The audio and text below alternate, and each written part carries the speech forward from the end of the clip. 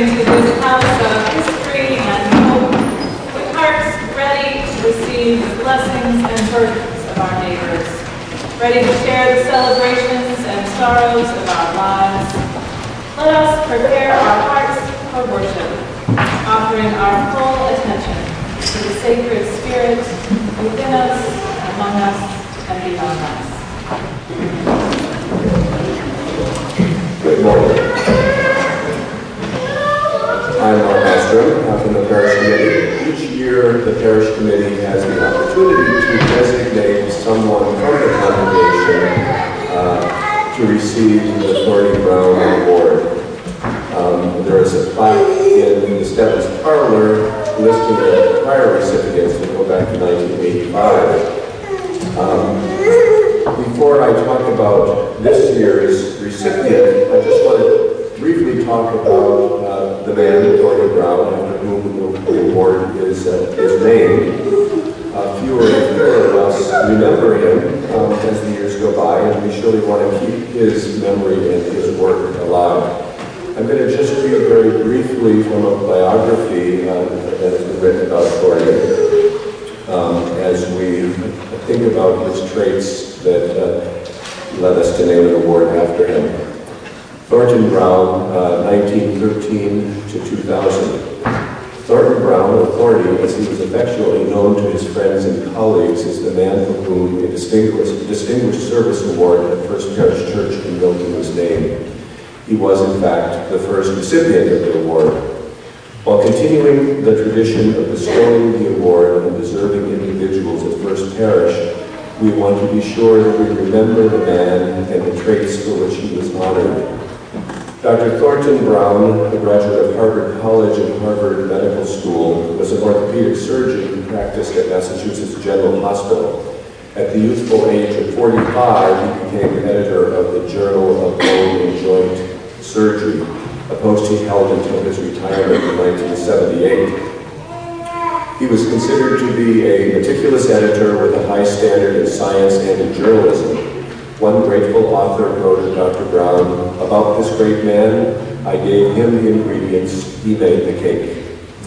An obituary in the November 2000 issue of the Journal of Bone and Joint Surgery noted that his dedication to that journal was exceeded only by his devotion to his family and to his church.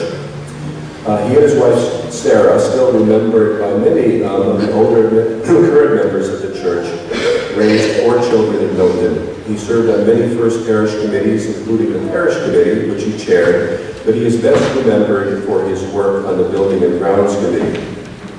His children recalled that on many Sundays he would go home after church for dinner, change his clothes, and return to church for the rest of the day to, quote, bang a nail, put up a ladder, or dig a ditch.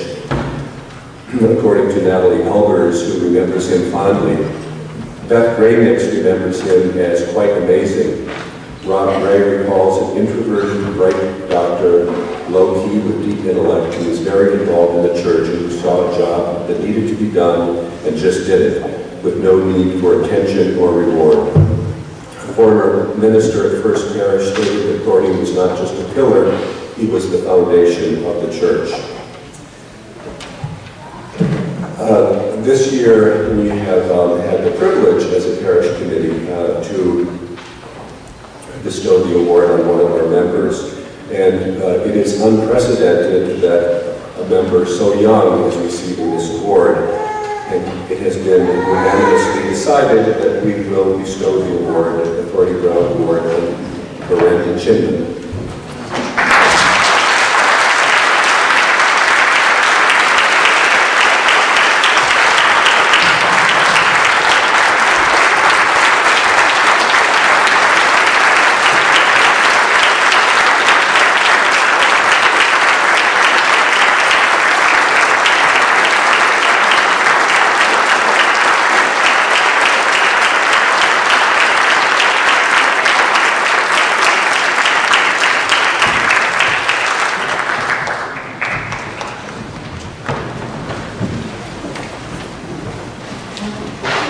Congratulations, and we have a plaque which is made from the wood left over from some of our pews, and I'm sure it was a pew in which Thornton Brown often sat.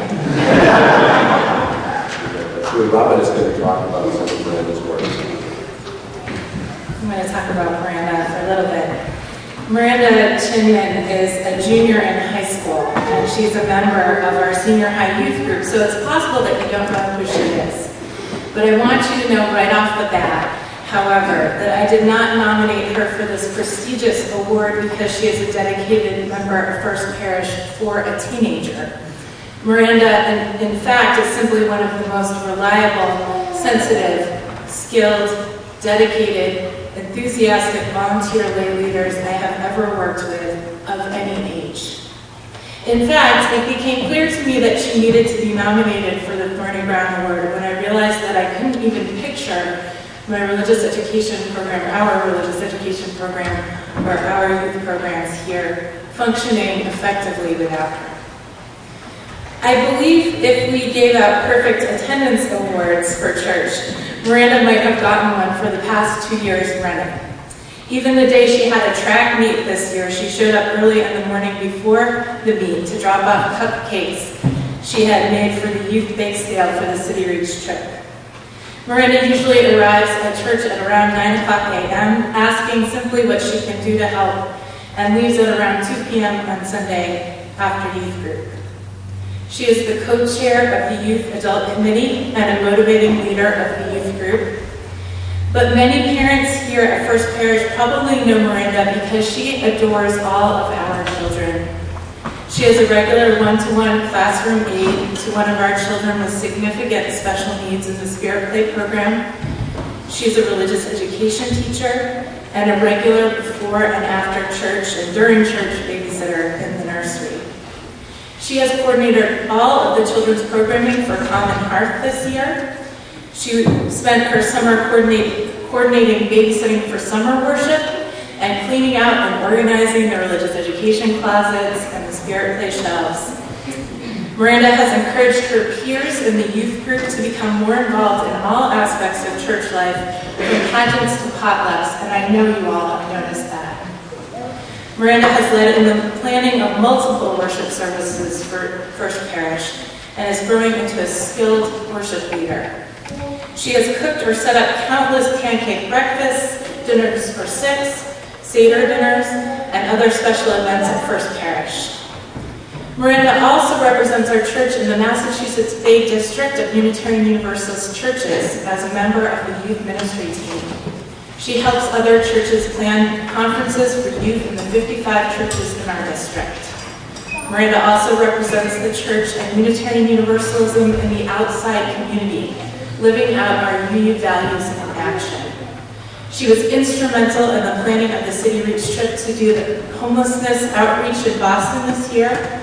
She volunteers on the youth crew of the Breast Cancer Walk, and she helped organize the youth group to do the Mother's Day March for Peace last year, among many other things.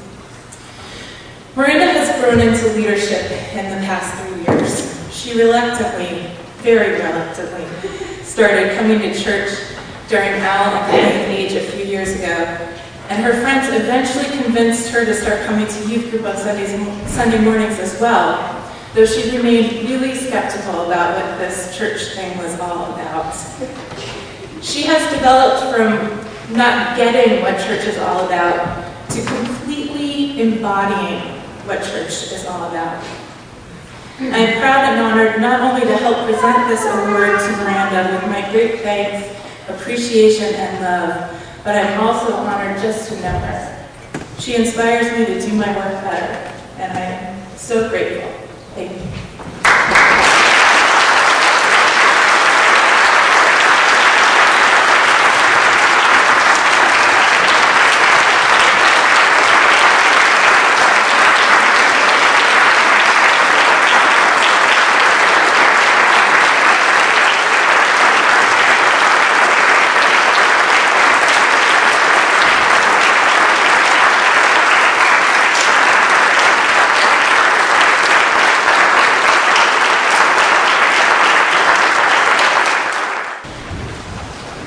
As some of you know, we recently bid a fond farewell to our ministerial intern, Eric Dawson.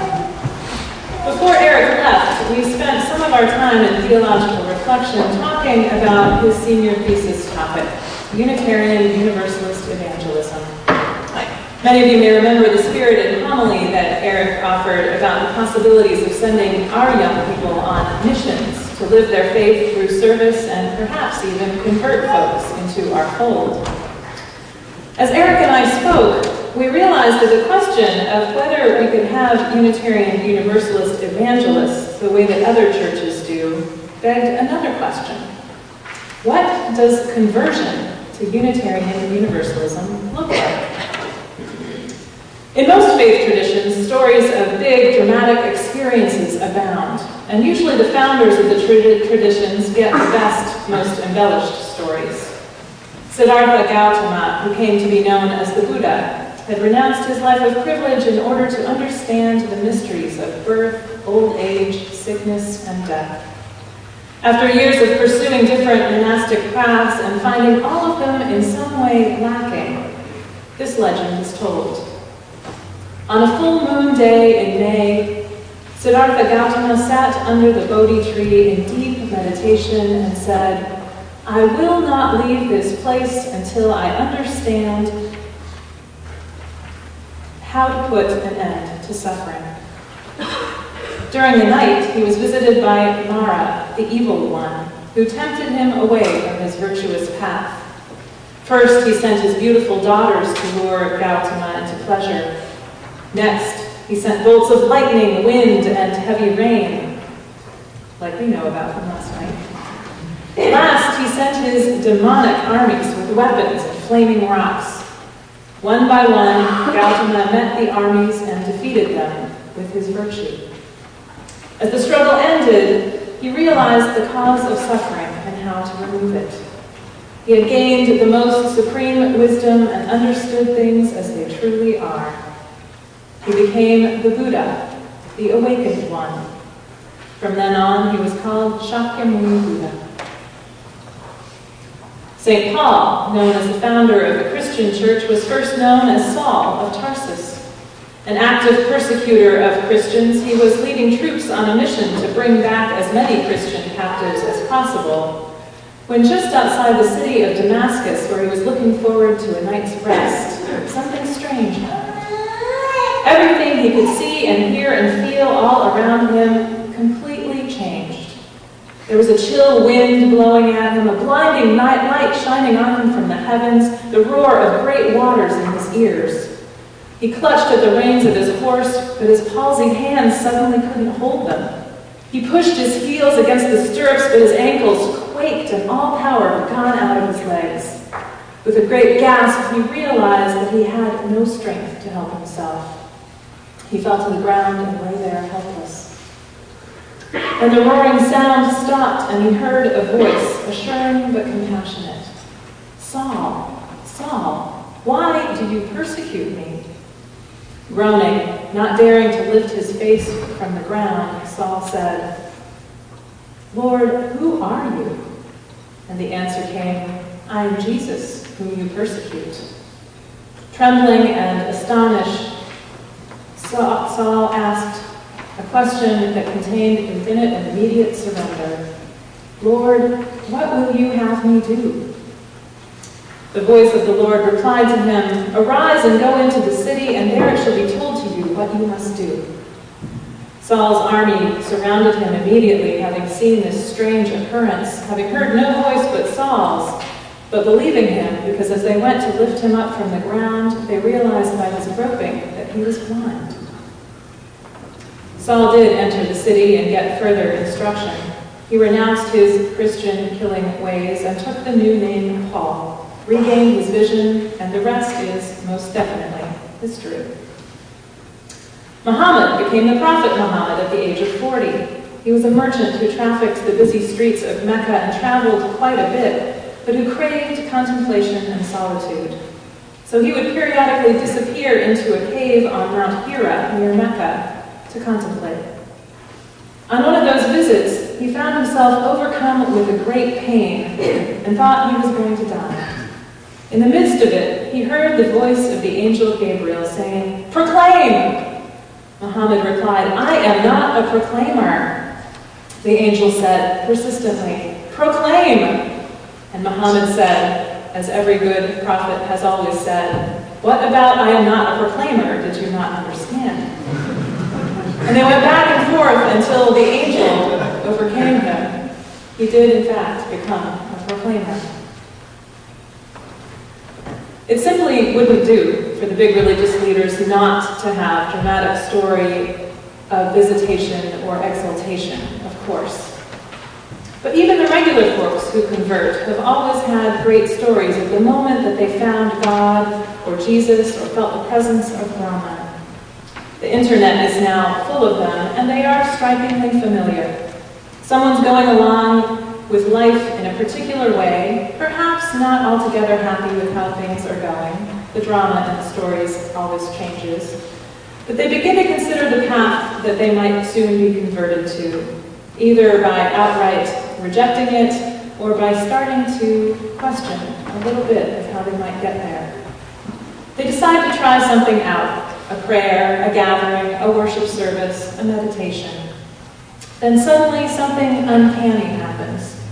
A loved one who is ill has a dramatic breakthrough. A relationship that has been troubling is clarified. A physical sense might overcome a person. And then they're hooked. The experience is magical and mystical in most cases. At least those make the best stories.